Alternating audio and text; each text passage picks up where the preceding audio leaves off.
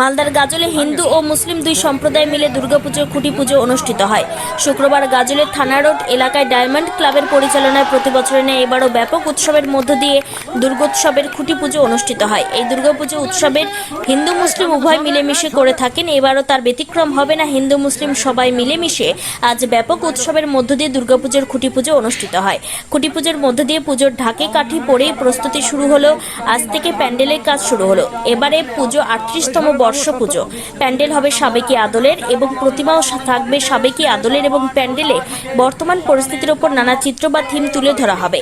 এছাড়া সমাজ কল্যাণমূলক অনেক চিত্র তুলে ধরা হবে। তারা প্রতিমা আনছেন বহরমপুর থেকে। বহরমপুরের অসীমপাল প্রতিমা তৈরি করছেন বলে জানা গিয়েছে ক্লাব কর্তৃপক্ষের তরফে। আজ পুরোহিতের মন্ত্র উচ্চারণের মধ্য দিয়ে খুঁটি পুজোর শুভ সূচনা হয়। খুঁটি পুজো অনুষ্ঠানে উপস্থিত ছিলেন ক্লাবের সম্পাদক অসিত প্রসাদ, সভাপতি সুকুমার প্রসাদ, সদস্য আব্দুল হাসিম, চন্দন প্রসাদ সহ অন্যান্য সদস্যবৃন্দ। ব্ল্যাক ডায়মন্ড ক্লাবের পরিচালনায় 38তম দুর্গা পূজা উপলক্ষে খুঁটি পুজো। কিভাবে পুজো করলেন আপনারা? আমরা আমাদের পুরোহিতকে ডেকে পুরোহিতের দুর্গ মন্ত্র মাধ্যমে পুজো অর্চনা সমাপ্তি উনি ঘোষণা করেছেন। দুর্গা পূজার সমস্ত রীতি অনুসারে যেভাবে দুর্গা পূজা হয় সেই রীতি অনুসারে আজকে দুর্গা পূজা খুঁটি পূজা উনি করলেন।